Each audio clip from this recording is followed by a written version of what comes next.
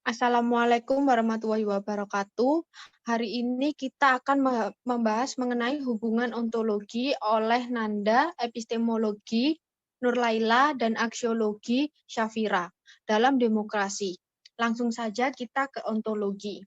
Ontologi ilmu meliputi apa hakikat ilmu itu, apa hakikat kebenaran, dan kenyataan yang inheren dengan pengetahuan ilmiah yang tidak terlepas dari persepsi filsafati tentang apa dan bagaimana yang ada itu.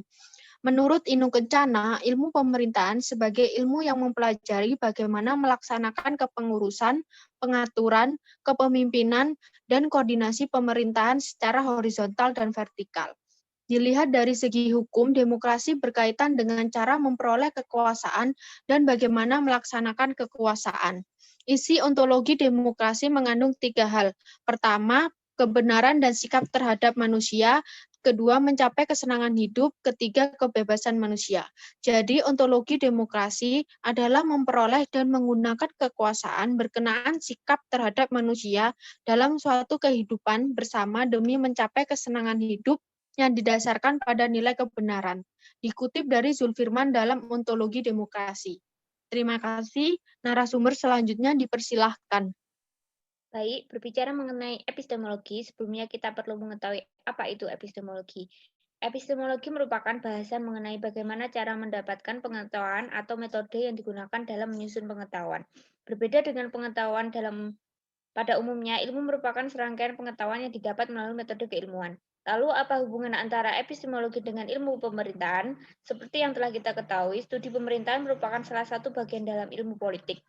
Mengkaji ilmu pemerintahan secara epistemologi dapat dilakukan melalui perkembangan ilmu pemerintahan sendiri. Menurut Draha juga menjelaskan bahwa epistemologi ilmu pemerintahan mengembangkan konsep hubungan pemerintah dengan menggunakan pendekatan monodisiplin dan multidisiplin. Jika dilihat dari kacamata epistemologi, negara demokrasi mengutamakan kepentingan umum daripada kepentingan pribadi.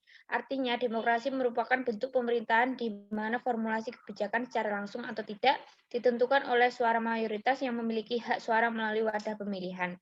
Jadi, pemerintahan demokrasi adalah menciptakan kebaikan bersama yang ditetapkan melalui kontrak politik. Dalam sebuah negara demokrasi, pemilu merupakan salah satu pilar utama dari sebuah akumulasi kehendak rakyat. Pemilu sekaligus merupakan prosedur demokrasi untuk memilih pemimpin. Melalui pemilu, rakyat memilih wakilnya. Selanjutnya, para wakil rakyat ini diserai mandat kedaulatan rakyat untuk mengurusi negara. Terima kasih.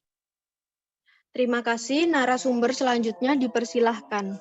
Baik, dari sisi aksiologi, secara singkat aksiologi adalah manfaat atau guna atau fungsi dari ilmu pengetahuan yang dimaksud. Berbicara mengenai kaitan aksiologi dengan ilmu pemerintahan, secara aksiologi, ilmu pemerintahan mempunyai guna atau manfaat dalam mengurus kepentingan publik. Kepentingan publik yang dimaksud seperti dalam hal aturan, fasilitas, dan pelayanan. Hal ini sesuai dengan tujuan negara dalam hal partisipasi publik untuk pencapaian tujuan negara. Jadi dapat dikatakan bahwa ilmu pemerintahan merupakan ilmu pengetahuan yang ilmiah, karena memiliki metodologi atau filsafat ilmu dan memiliki guna atau manfaat yaitu untuk kesejahteraan masyarakat. Lantas secara konkret, aksiologi ilmu pemerintahan dilihat pada peran pemerintahan melalui sudut pandang pendekatan historis meliputi berbagai sejarah peristiwa atau kejadian di mana pemerintah menerapkan aplikasi keadilan. Seperti yang kita ketahui, apabila ditinjau dari kacamata ilmu filsafat, persoalan demokrasi merupakan salah satu tema yang lebih banyak dibahas di dalam filsafat politik. Namun secara mendasar, persoalan demokrasi dapat dikaji dari sudut pandang atau objek formal cabang-cabang utama ilmu filsafat, yaitu ontologi, epistemologi, dan aksiologi.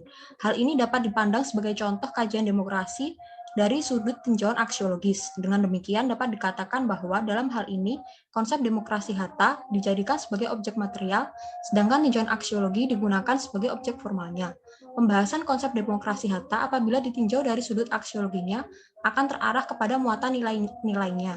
Sebagaimana telah diuraikan di depan, Hatta menegaskan bahwa landasan demokrasi Indonesia tidak lain adalah Pancasila, khususnya sila keempat. Pemahaman terhadap sila keempat tersebut tidak bisa dilepaskan dari sila-sila lainnya.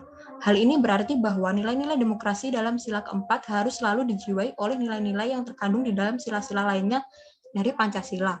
Dikutip dari Ahmad Zubaidi dalam landasan aksiologis pemikiran Bung Hatta tentang demokrasi. Terima kasih. Itulah pembahasan kita hari ini. Terima kasih dan selamat bertemu di pembahasan lain. Wassalamualaikum warahmatullahi wabarakatuh.